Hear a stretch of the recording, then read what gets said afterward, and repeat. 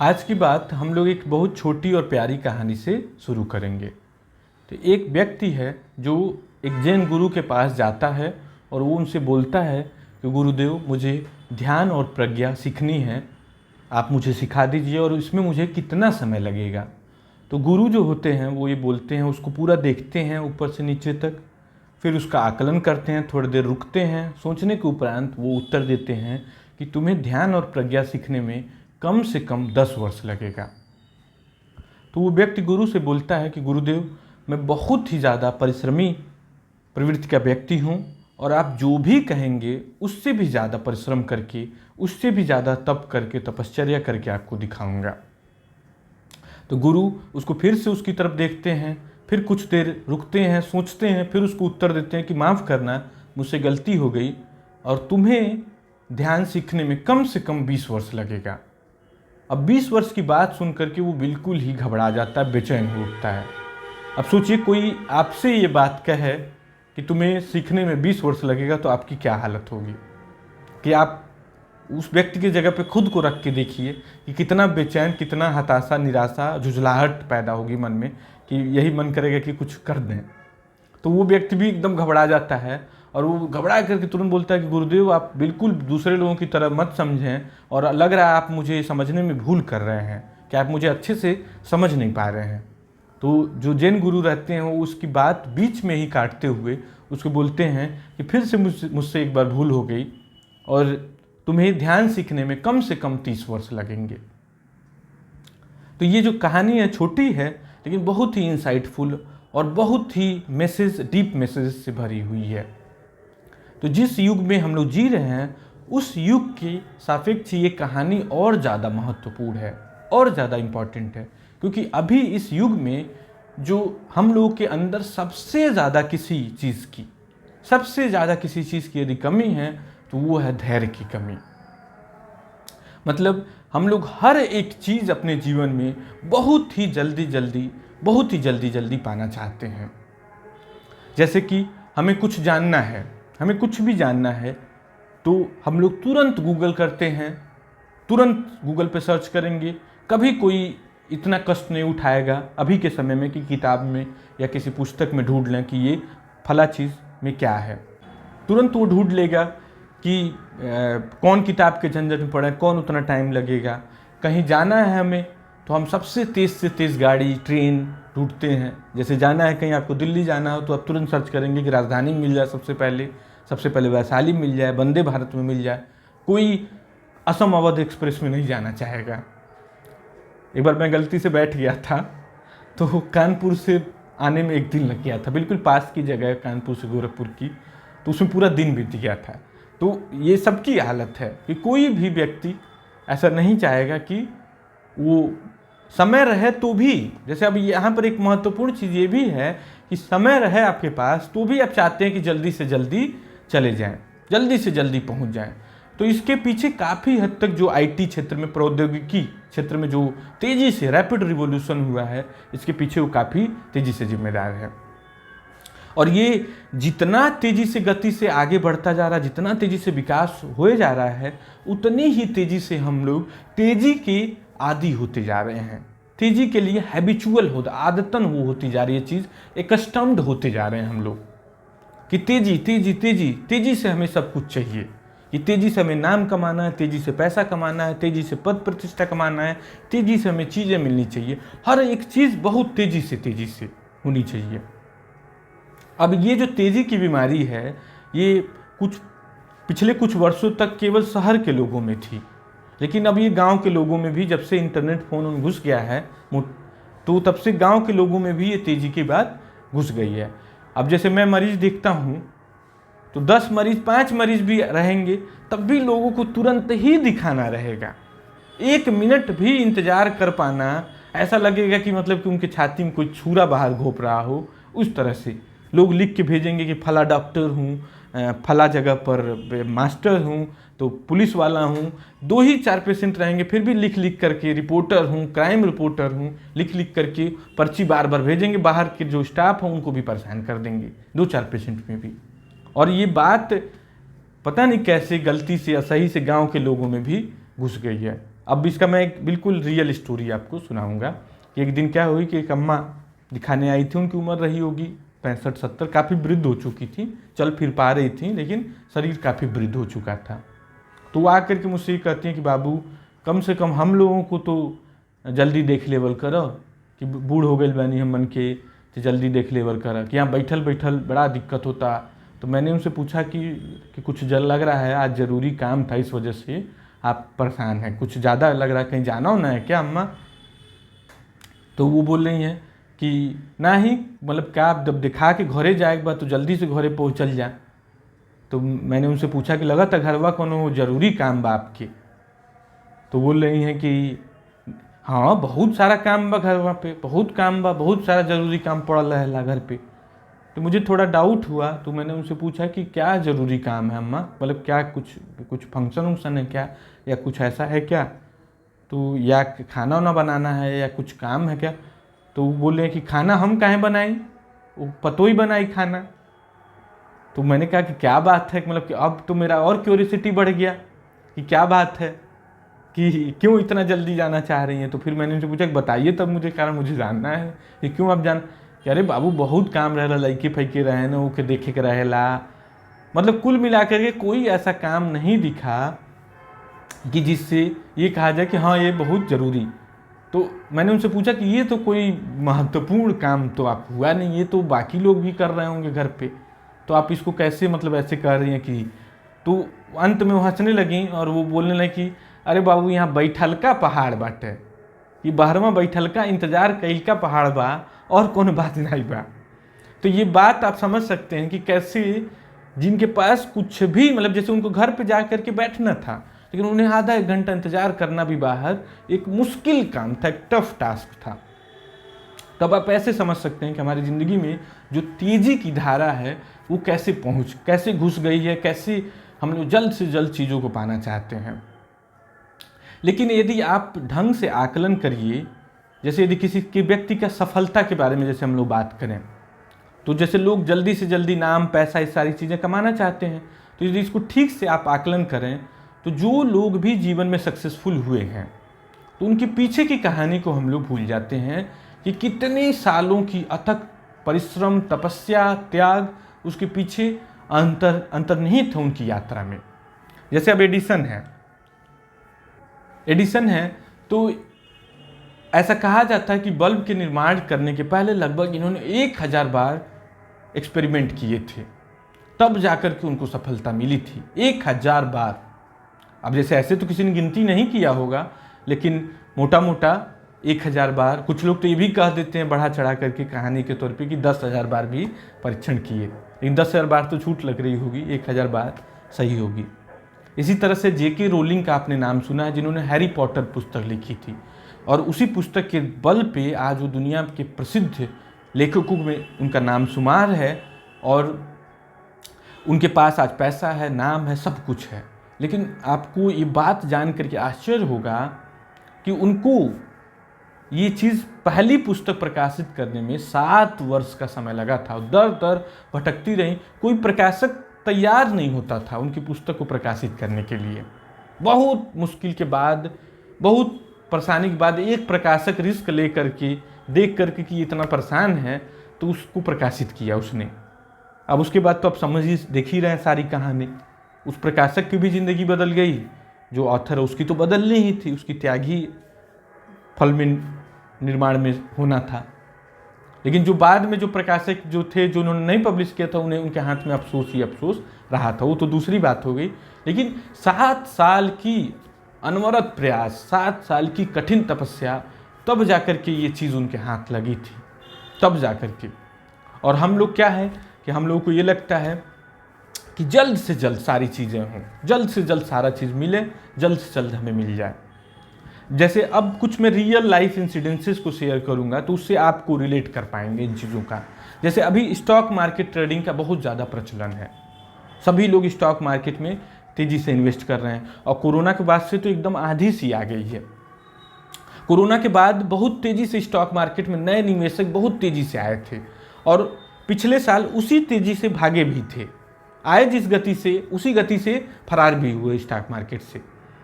तो stock market का जो स्वभाव है उसको बिना जाने हुए लोग तो घुस गए और फिर बाहर उन्हें आना पड़ा।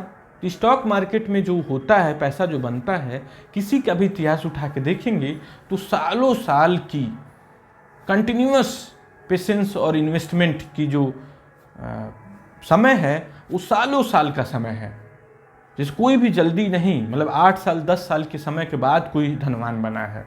तो उसके पीछे एक बेसिक कॉन्सेप्ट है कंपाउंडिंग इफेक्ट। उसका नाम आपने सुना होगा कि जैसे आपका स्टॉक धीरे धीरे बढ़ रहा है लेकिन वो पैसा कंपाउंड होते जा रहा है और अंत में एक बड़ी राशि के रूप में आ जाता है। तो किसी भी स्टॉक मार्केट इन्वेस्टर का इतिहास उठा के देख लीजिए, वो सालों साल जब वो अनवरत प्रयास किया, सालों साल लगा रहा। वारेन बफेट, राकेश झुनझुनवाला, राधा कृष्ण दमानी, तमाम इस तरह के इन्वेस्टर्स जो हैं वो सालों साल, और उनकी एक और इम्पॉर्टेंट स्ट्रेटेजी थी कि कोई एक दो स्टॉक में ही सालों साल वो बैठे रह गए। जैसे राकेश झुनझुनवाला जो है सन 2001 या 2002 के आसपास उन्होंने इन्वेस्ट किया था टाइटन में, और उनका मोटा पैसा 2013-14 के आसपास जाके बना था।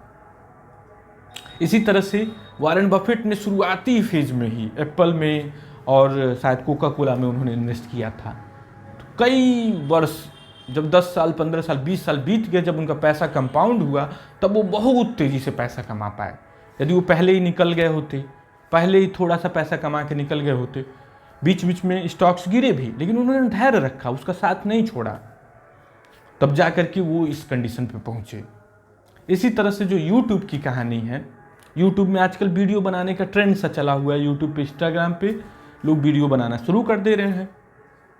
हो क्या रहा है, थोड़े दिन वीडियो बनाए, फिर जब फॉलोअर बढ़ना नहीं है, किसी का नहीं बढ़ना है, थोड़े दिनों में चीज़ें तो धीरे धीरे ग्रोथ की हैं। जिनकी कहानी आप देख रहे हैं मिलियंस में, उनकी 10 साल की यात्रा है, यूट्यूब में यात्रा है, और उसके पीछे वो कितने दिन से काम कर रहे थे ये नहीं पता है।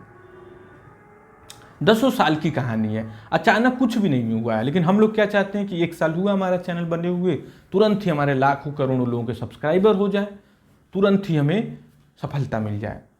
हालांकि अपवाद बस किसी किसी को सफलता मिल भी जाती है, लेकिन हम लोग अपवाद को तो रूल नियम की तरह मान के चलेंगे तो सक्सेस हाथ में नहीं लगनी है। अब जैसे अपवाद वर्ष में आपने देखा होगा कि एक कोई अंकल थे जो गोविंदा की तरह डांस करते थे, तो बिल्कुल गोविंदा की तरह ही उनका स्टेप था, तो वो इतना पॉपुलर हुए, पूरे देश में पॉपुलर हो गए कि गोविंदा की तरह गोविंदा अंकल कह के लोग बुलाने लगे। अब वो इतने पॉपुलर हो, गोविंदा के कान में भी बात चली गई और वो अंकल को गोविंदा बुला भी लिए अपने पास। अब उनकी ख्याति अच्छी खासी हो गई। अचानक से किसी ने वीडियो शादी में नाचते हुए उनका यूट्यूब फेसबुक पे शेयर किया और वो वायरल हो गया वीडियो, गोविंदा तक पहुंच भी गए एकदम तेज़ी से ऊंचाई। लेकिन उसके बाद अब पिछले 2-3 साल में वो कहाँ गए, क्या हुआ, उन अंकल का कुछ अता पता नहीं है किसी को। उसके बाद भी उनके कई सारे वीडियो आए थे, लेकिन लोग घबरा गए, कितना गोविंदा अंकल को देखा जाए। तो जो इस तरह का सक्सेस होता है, जो अचानक जो कभी कभी आप देखने को मिल जा रहा है सोशल मीडिया में कि किसी का बात क्लिप काट करके लोगों ने फेसबुक पे, यूट्यूब पे शेयर करना शुरू हुआ, वो अचानक पॉपुलर हो गया, लेकिन उसी तरह से उसका ग्राफ नीचे गिरता भी है अधिकांश का। हालांकि अपवाद हर जगह सुनिश्चित है, हर जगह सुनिश्चित है। तो इस तरह की सफलता टिकाऊ नहीं होती है। अब उसने नाचा भी, उसकी उम्मीद तो वही थी कि जैसे पहले वाला डांस पॉपुलर हुआ था उसी तरह से अब दूसरे डांस में भी लोग तालियां बजाएंगे। लेकिन हुआ क्या कि 10,000 लोगों ने दूसरे डांस में लाइक किया, जहां पहले को करोड़ों लोगों ने लाइक किया था, तीसरे को सैकड़ों लोगों ने भी नहीं किया, और चौथे को शायद उन्होंने ही खुद देखा हो, उसके अलावा किसी और ने देखा भी ना हो। तो ये ही होती है। अब हमने तमाम चीज़ें यहाँ पर सुन ली, एकदम लगातार कहानियाँ सुन ले हम लोग कि पेशेंस का, कि धैर्य हमें रखना चाहिए, पता चल गया। अभी बात तो सबको पता चल, और ऐसे भी पता ही है सबको कि धैर्य क्या है, धैर्य रखना चाहिए। बहुत सुना भी है सभी लोगों से कि धैर्य का फल मीठा होता है, धैर्य का फल बहुत मधुर होता है। लेकिन ये धैर्य है क्या चीज़, इसको हम लोग समझ लेते हैं। तो धैर्य को ऐसे परिभाषित किया गया है कन्वेंशनल वे में कि क्रोध ना करने की या शांत रहने की अवस्था, विशेष करके जब परिस्थितियां आपके अनुकूल ना हो या फिर आपको लंबे समय तक इंतजार करना पड़ रहा हो। तो इस तरह से धैर्य को कन्वेंशनल वे में कहा गया है। और इसको थोड़ा सा और रिफाइन किया गया कि यदि इस इंतजार की घड़ी में इस निगेटिव सर्कमस्टांसेस में आपका जो स्वभाव है, जो आपका एटीट्यूड है, वो अच्छा स्वभाव है, गुड एटीट्यूड है इस इंतजार के क्षण में भी, तो उसको उच्च दर्जे का धैर्य में उसकी गिनती की जाती है, उसको सर्वोत्तम गुण में से माना जाता है। इसीलिए पेशेंस को एक वर्चू का भी नाम दिया गया है। इसी के समकक्ष एक शब्द है तितिक्षा, जिसको भगवान श्री कृष्ण गीता में उस शब्द का उपयोग करते हैं। तो उस शब्द का अर्थ ये है कि दुख, विषाद या विकलता के क्षणों में भी सहिष्णुता, मतलब कि जब परिस्थितियां खराब हैं उस क्षण भी आप अच्छे सद्भाव से, समभाव से हैं, सहिष्णु हैं उन क्षणों में भी, और विशेष करके बिना किसी प्रतिकार की मन में अवस्था की, बिना किसी प्रकार के प्रतिरोध की अवस्था की, किसी के प्रति बदला लेने की भावना के बिना ही आप अच्छे भाव से बने हुए हैं दुख और विषाद की कंडीशन में भी, तो उसे तितिक्षा का नाम दिया गया। तो काफ़ी हद तक ये पेशेंस से मिलता जुलता शब्द है, तो इस वजह से मैंने इसे शेयर किया। और इसी तरह से अधीरता को, जो इसका विलोम है, उसको भी डिफाइन किया गया है कि जिंदगी को उस गति से जीने की अनिच्छा जिस गति से जीवन बह रही हो, जीवन की जो गति हो, उस गति से जीने की अनिच्छा, मतलब आपकी इच्छा ऐसी है जीवन जीने की जिस तरह से जीवन की गति हो, उसके विरुद्ध जीने की इच्छा हो, तो इसे अधीरता बोलते हैं। मतलब कि आप ऐसे समझ सकते हो कि जैसे कि आप कुछ चीज़ पाना चाह रहे हैं, जैसे कोई चीज़ आपके पाने की इच्छा है, जबकि जीवन की वो गति नहीं है, वो फ्लो नहीं है, वो प्रवाह नहीं है। जैसे कि आप लद्दाख पहुंचना चाह रहे हैं, तो आप चाहते हैं कि तुरंत क्षण में पहुंच जाएं, लेकिन जीवन की कोई व्यवस्था आपको तुरंत उस क्षण में नहीं पहुंचा सकती है। तो यदि आप ऐसा सोच रहे हैं तो आप अधीर हो उठेंगे। तो जो अधीरता है उसको समझने से पहले कि आखिर अधीरता को समझना है हमें, तो कुछ मूलभूत चीज़ों को समझना बहुत ही ज़्यादा जरूरी है।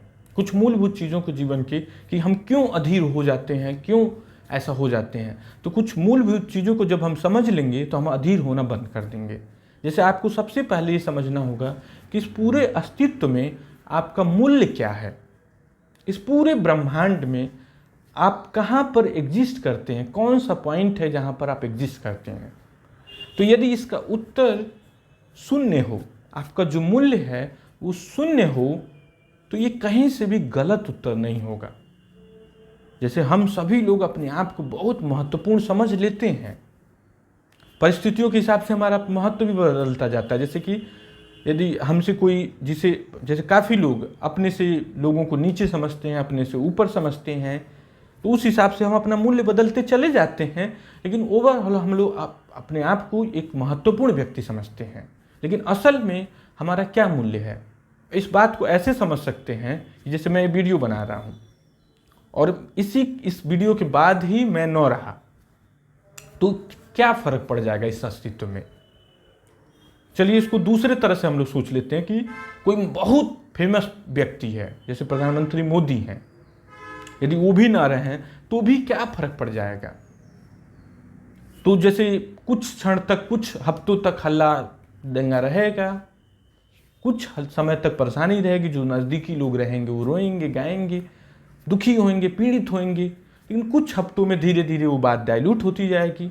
यदि कोई बहुत पॉपुलर व्यक्ति जैसे प्रधानमंत्री, मुख्यमंत्री है, तो कुछ महीनों तक की कहानी चलेगी, लेकिन वो धीरे धीरे कुछ महीनों, वर्षों, कुछ ही वर्षों में वो सारी चीज़ें अतीत में कैसे दब जाती हैं कि पता ही नहीं चलेगा, और सारी व्यवस्था पहले जैसे फिर से रिज्यूम हो जाती है।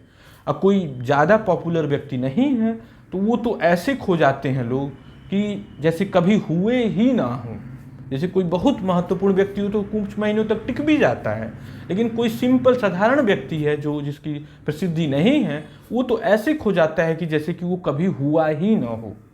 तो आप समझ सकते हैं कि आपका कितना मूल्य है। लेकिन और हम क्या चाहते हैं कि पूरा अस्तित्व हमारे सामने झुके, पूरी जीवन धारा जो है, जीवन की व्यवस्था है, वो हमारे सामने झुके, हमारे हिसाब से न हो, और वो चीज़ें नहीं होती हैं तो फिर हम लोग अधीर हो जाते हैं। वो चीज़ न घटित हो तो हम परेशान हो उठते हैं। जैसे रिसेंटली मैं लद्दाख के लिए यात्रा के लिए गया था, तो जो फ्लाइट था उसका अनाउंसमेंट होता है कि मौसम ख़राब होने की वजह से 1 घंटे फ्लाइट डिले है। फिर थोड़ी देर बाद अनाउंस होता है 2 घंटे, ऐसे ही करते करते 6 घंटे हो जाता है। तो यहाँ पर क्या है कि मौसम जब खराब रहेगा तो इसमें आप क्या कर सकते हैं, ये आपके आउट ऑफ कंट्रोल है। इसमें यदि इस चीज़ को आप समझ लिए तो भाई विलम्ब तो स्वाभाविक है इसके बाद तो, और मौसम को तो आप बदल भी नहीं सकते हैं। तो इस कंडीशन में अधीरता की जो ग्रेड है वो कम होता जाएगा, जितनी समझ गहरी होती जाएगी कि इसमें आप कुछ नहीं कर सकते हैं। समझ लेंगे तो निश्चित तौर पे आप शांति से इंतजार करने लगेंगे कि ठीक है, जब मौसम क्लियर होगा तभी जा पाएंगे। अब तो मौसम के ऊपर है, अब आपके हाथ में बात रह ही नहीं गई।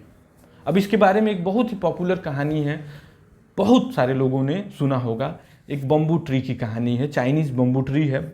ऐसे मैंने एग्जामिन नहीं किया कि कहानी सही है कि गलत है, कि क्या ऐसा होता है कि नहीं होता है, बस मैंने भी ये कहानी सुनी है। चूँकि बात ही आ गई तो मैं कहानी का जिक्र कर दे रहा हूँ कि एक बम्बू ट्री है जिसको शायद 5 वर्षों तक रोज़ाना पानी देना पड़ता है, रोज़ाना पानी देना पड़ता है, और 5 वर्षों तक वहाँ की ज़मीन पर कुछ भी नहीं होता है, कोई मतलब कोई ग्रोथ का साइन नहीं दिखता है। और जो लोग भी उससे पहले पानी, उस बम्बू ट्री को पानी देना छोड़ देते हो तो वृक्ष खत्म हो जाता है, पेड़ खत्म। और 5 वर्षों, मतलब वो 5 वर्ष कोई फिक्स फार्मूला नहीं है, मोटा मोटा लगभग 5 वर्ष 6 वर्ष ऐसा होता है। तो एक समय आता है कि जब बम्बू ट्री इतना तेजी से ग्रो करता है कि कुछ हफ्तों में ही 70-80 फुट का हो जाता है। तो जो लोग भी 1 महीना पहले, 1 साल पहले उस पेड़ को, एक क्षण पहले उस पेड़ को पानी देना बंद कर दिए होते हैं तो उनको उस ट्री का फायदा नहीं मिल पाता है। तो इसमें आप क्या कर सकते हैं, आपके हाथ में कुछ भी नहीं है। आपका काम केवल इतना था कि आपको पानी देना था। आप कुछ भी कर लें, कुछ भी परेशान हो जाएं तो वो संभव नहीं था। तो जीवन की व्यवस्था को आपने नहीं समझी तो आप परेशान हो जाएंगे। जब आप समझ गए कि भाई 5-6 वर्ष लगना है तो आप पानी देते जाएंगे, कोई दिक्कत नहीं महसूस होगी।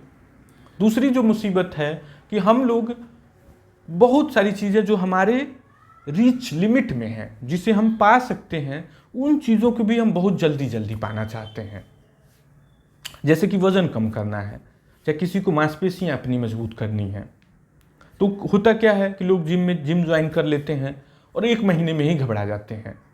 जबकि वज़न किसी भी व्यक्ति का, जो कहा जाए वज़न कम करने वाली जो अवस्था है उसका स्वभाव क्या है, तो उसमें महीनों लगते हैं। मसल बिल्डिंग में क्या है, महीनों लगेंगे। महीनों तक आप जब कंटिन्यूअस वेट लिफ्टिंग करते हैं, एक्सरसाइज करते हैं, टाइमली समय देते हैं, ऊर्जा खपत करते हैं, तब जाकर के वज़न कम होता है और मांसपेशियाँ बनती हैं। इसी तरह से किसी को एग्ज़ाम क्लियर करना है, जैसे मान लीजिए आपको आईएएस का एग्ज़ाम क्वालिफाई करना है, तो बहुत कम लोग होते हैं जो एक बार में सफल होते हैं, बहुत कम लोग हैं। तो अधिकांश लोगों की जो सफलता का पैमाना है वो दूसरे तीसरे अटेम्प्ट में ही होता है। तो यदि एक बार में भी हम मान लें कि चलिए आप एक बार को भी मानक बना रहे हैं, तो भी तो आपको एग्ज़ाम तक तैयारी करनी होगी, एग्ज़ाम के डेट का इंतज़ार करना पड़ेगा, एग्ज़ाम देना पड़ेगा, फिर इंटरव्यू देना पड़ेगा, फिर ट्रेनिंग होगी, तब आईएएस बनेंगे।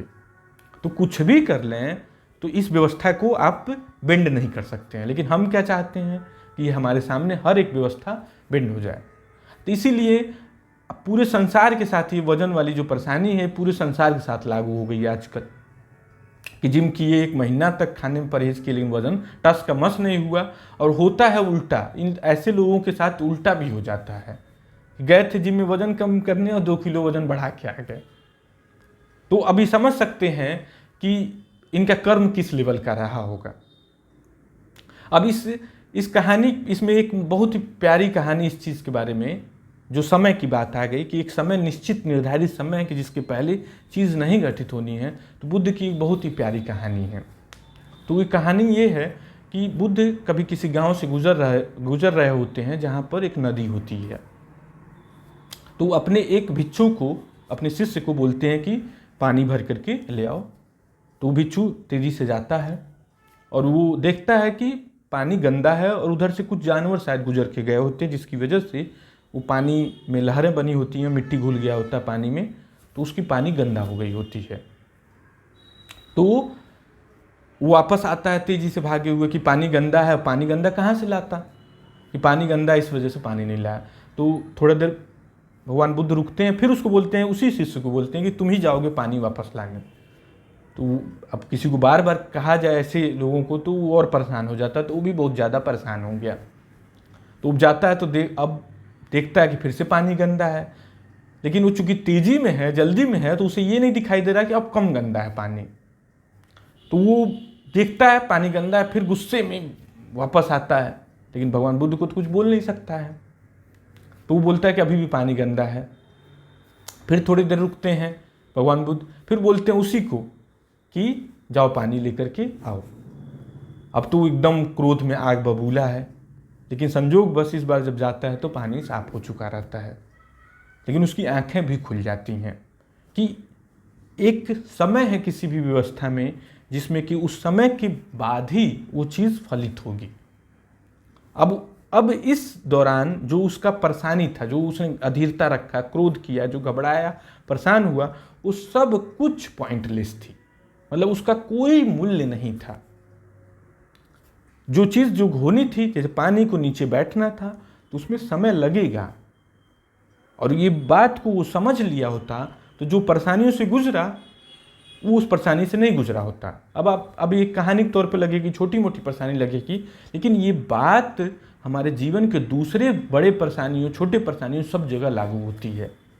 यदि समय दिया जाए तो चीज़ें ठीक तरीके से होंगी, और कुछ चीज़ें बिना समय के नहीं होंगी, चाहे आप कितना भी एफर्ट लगा लें, कितना भी प्रयास लगा लें। तो इसमें एक और महत्वपूर्ण चीज़ ये समझ लेनी होगी कि आखिर किसी चीज़ का क्या समय है, वो कैसे निर्धारित हो। तो कुछ चीज़ों का तो प्रकृति ने निर्धारित कर रखा है पहले से ही कि वो चीज़ें उसी तरीके से घटित होंगी। जैसे एक गंगा का पानी है, जैसे अभी हम लोग रिसेंटली गए थे घूमने के लिए, तो गंगोत्री वहाँ से थोड़ी दूर पर ही है।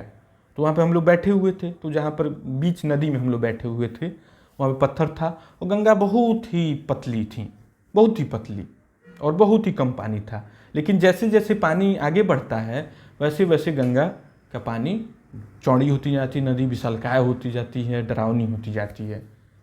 लेकिन वो धीरे धीरे एक समय आता है कि जब समुद्र में मिल जाती है। तो ये जो व्यवस्था है इसका समय निर्धारित है। जैसे कभी गंगा जल्दी नहीं जाती है, कभी गंगा धीमे नहीं जाती है, ऐसा नहीं होता है। वो प्रकृति ने उस व्यवस्था को निर्धारित कर रखा है।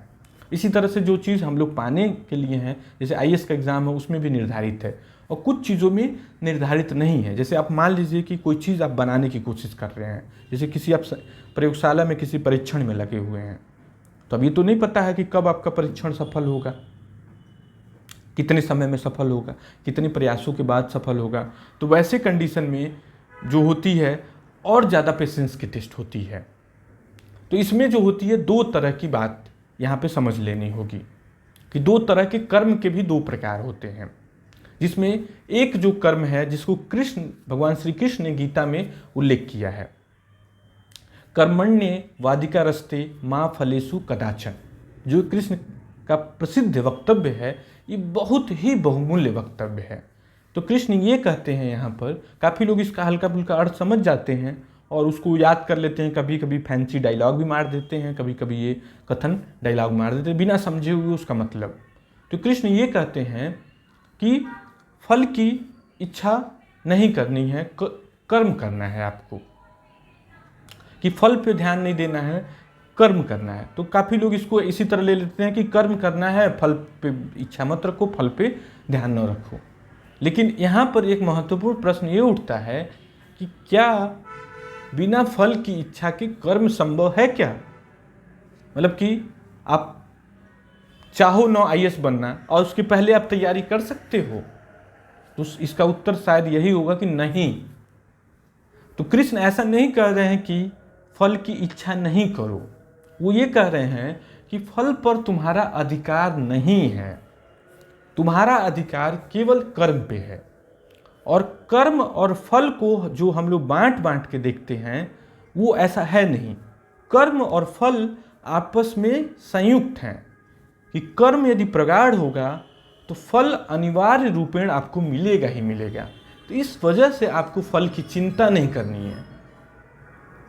फल आपने सोच लिया कि आपको ये फल मिलना है, लेकिन उस पर चिंता नहीं करना है, उस पर आपको ज़्यादा दिमाग नहीं लगाना है। और जितना कर्म प्रगाढ़ होगा, जितनी कर्म शुद्ध होगा, उतने ही अव्वल दर्जे का आपको फल भी मिलेगा। तो कृष्ण ये कह रहे हैं कि कर्म पर ध्यान लगाओ, फल की चिंता नहीं करो, फल पे मन टिकाए रहो। फल पे मन टिकाए रहोगे तो कर्म जो होगा वो अच्छे ग्रेड का नहीं होगा, अच्छे श्रेणी का नहीं होगा। तो यहाँ पर ये बात क्लियरली समझ लेनी है कि जैसे कि मान लीजिए आपको आईएएस बनना है, तो आप दिन रात तपस्या करके, मेहनत करके, नींद खराब करके, सारा चीज़ का त्याग करके, भोजन पानी त्याग करके कर रहे हैं, तो एक समय आएगा ही आएगा जब ये अस्तित्व आपको रिवार्ड करेगा। कोई व्यक्ति ऐसा नहीं है कि जिसके कर्म का उत्तर न मिलता हो, चाहे वो कर्म किसी भी प्रकार का हो, निचले स्तर का कर्म हो चाहे उचले स्तर का कर्म हो, प्रकृति रिवार्ड देता ही देता है आपके कर्म के आधार पे। तो अधिकांश लोग मेहनत करके तो फल तो पा ही जाएंगे, और बिना कर्म के कोई ये सोचे कि वो आईएएस बन जाए तो ऐसा नहीं हो सकता है। मतलब आपको कर्म करना ही पड़ेगा, लेकिन अधिकांश लोग इसी कर्म को ऑप्ट करते हैं, इसी कर्म को पकड़ते हैं कि रगड़ रगड़ के, घिस घिस के, दुख सह सह के, पीड़ा सह सह करके अंत में एक समय आता है जब फल मिल जाता है। तो इन्हीं के लिए ये कहावत बनी है कि पेशेंस जो है कड़वा होता है, धैर्य जो है कड़वा है लेकिन फल मीठा होता है। कि धैर्य जो अभी तुम्हें दुखदाई लग रहा है वो बाद में जाके सुखदाई लगेगा। तो इन्हीं लोगों के लिए ये कहावत बनी है। लेकिन एक दूसरे तरह का कर्म है जो एडिसन कर रहे हैं, आइंस्टीन कर रहे हैं। इसमें इनका जो कर्म है, जो कर्म ही वो आनंद की अवस्था है। जो आप काम कर रहे हैं वही यदि आनंददायी हो जाए तो जो प्रक्रिया वो कितने भी समय की हो, लेकिन वो आपको थकाएगी नहीं, आपको पीड़ा नहीं देगी। और फल तो अंतर्निहित ही है, कर्म फल अलग अलग तो है नहीं। कर्म और फल एक ही शब्द है यदि सही तरीके से समझा जाए। ये एक एकीकृत शब्द हैं, यूनियन शब्द हैं, योग शब्द हैं। कर्म और फल ये अलग अलग शब्द नहीं हैं। तो जिनका कर्म आनंददायी है तो वो कर्म अब 1000 बार करना हो चाहे 5000 बार करना हो, अब वो मुसीबत नहीं पैदा होनी है। जो काम आप कर रहे हैं वो आपका लगाव है, उसमें आनंद है। जैसे चित्रकारी आप कर रहे हैं और उस चित्रकारी में आपको आनंद हो तो आपको सैकड़ों चित्र बनाना हो, कोई दिक्कत नहीं है, कोई समस्या नहीं है, कोई प्रॉब्लम नहीं है। तो ये जो कर्म होता है इसको अव्वल दर्जे का कर्म माना जाता है, ऊपरी स्तर का कर्म माना जाता है, जिसमें आनंद की अवस्था अंतर्निहित है जिस कर्म में। तो उससे जो निर्माण होता है वो ऊपरी दर्जे का निर्माण होता है, उच्च स्तर का फल होता है। जैसे अब आपने कहानी के तौर पे तो सुन लिया कि एडिसन ने 1000 बार कहा। अब मैं उदाहरण के तौर पे एक कंडीशन में आपके सामने पैदा करता हूँ। जैसे मैं कहूँ आपसे कि ये एक पैराग्राफ है, इसको 1000 बार लिखना है, 1000 बार लिखना है, और ये तय है कि फल के रूप में मैं तुम्हें 5000 रुपये दूंगा। तय है कि फल के रूप में मैं तुम्हें 2000 रुपये, 5000 रुपये या चॉकलेट दूंगा। तो जहाँ पे फल एकदम तय है वहाँ पर भी आपके लिए आफत आ जाएगी कि अरे यार 1000 बार इसको लिखना है, 1000 बार, 1-2 बार लिखेंगे, 10 बार लिखेंगे, आपकी हालत ख़राब हो जाएगी।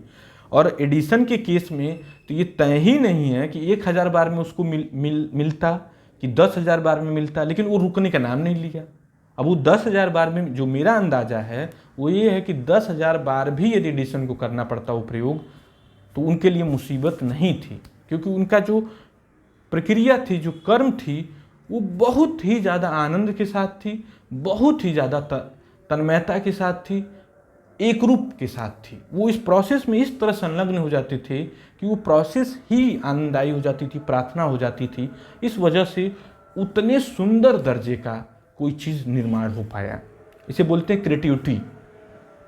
कितने उच्च स्तर की कोई चीज़ निर्माण हो पाई, उसके पीछे यही कारण थी कि वो पूरी प्रोसेस ही प्रार्थना बन गई थी। अब एडिसन के बारे में एक और बहुत प्यारी कहानी, उससे और चीज़ क्लियर हो जाएगी कि एक बार एडिसन अपने काम में मशगूल थे। तो एडिसन अपने काम में बहुत ज़्यादा मशगूल थे। उनकी वाइफ जो होती है उनके सामने नाश्ता ला करके रख देती है, शायद आवाज़ भी लगाई हो, लेकिन एडिसन सुनते नहीं हैं। उनका मित्र आता है, दरवाजे पर घंटी बजाता है और वो अंदर आता है। वो एडिसन को मशगूल हुए देखता है तो वो उनको बुलाता भी है, लेकिन एडिसन ध्यान नहीं दे पाते हैं, काम में इतना ज़्यादा लीन होते हैं, इतना ज़्यादा तन्मयता के साथ डूबे रहते हैं, अपने काम में डूबे हुए हैं।